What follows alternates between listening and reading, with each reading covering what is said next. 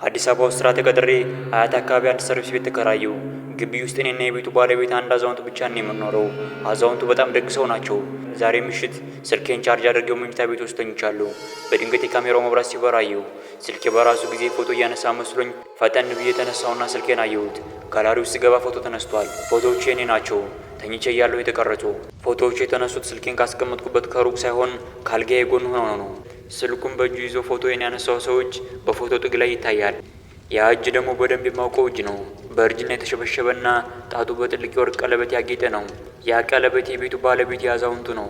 በፍርሃት እየተንቀጠቀጡ መብራቱን አበራሁት። በክፍሉ ውስጥ ማንም የለም። በሩም በውስጥ እንደተቆለፈ ነው።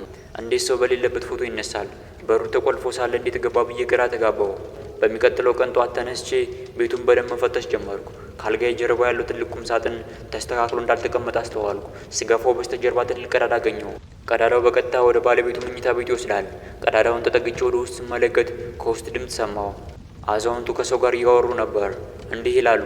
አይዞሽ ሃና፣ ዛሬ ሌሊት ቆንጆ ፎቶ አንስቼልሻለሁ። ዛሬ ምሽት ደግሞ እሱን ራሱ እናመጣዋለን።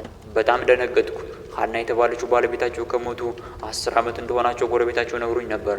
አዛውንቱ ግን በየምሽቱ በዚያ ቀዳዳ በኩል ወደ ክፍል እየገቡ የፈለጉትን ያደርጋሉ ማለት ነው። ወዲያውኑ ቦርሳዬን ይዤ ልወጣ ስል ግን የቤቱ በሮች ተቆልፈዋል። ቁም ሳጥኑ ሲንቀሳቀስ ሰምቼ ዘወር አልኩ። አዛውንቱ በዚያ ቀዳዳ በኩል እያዩኝ ፈገግ አሉና ድምጻቸውን ቀነስ አድርገው እንዲህ አሉኝ። ባለቤቴ ፎቶህን አይታ በጣም ወድሃለች። ዛሬ ደግሞ አብረን እራት ትበላለህ።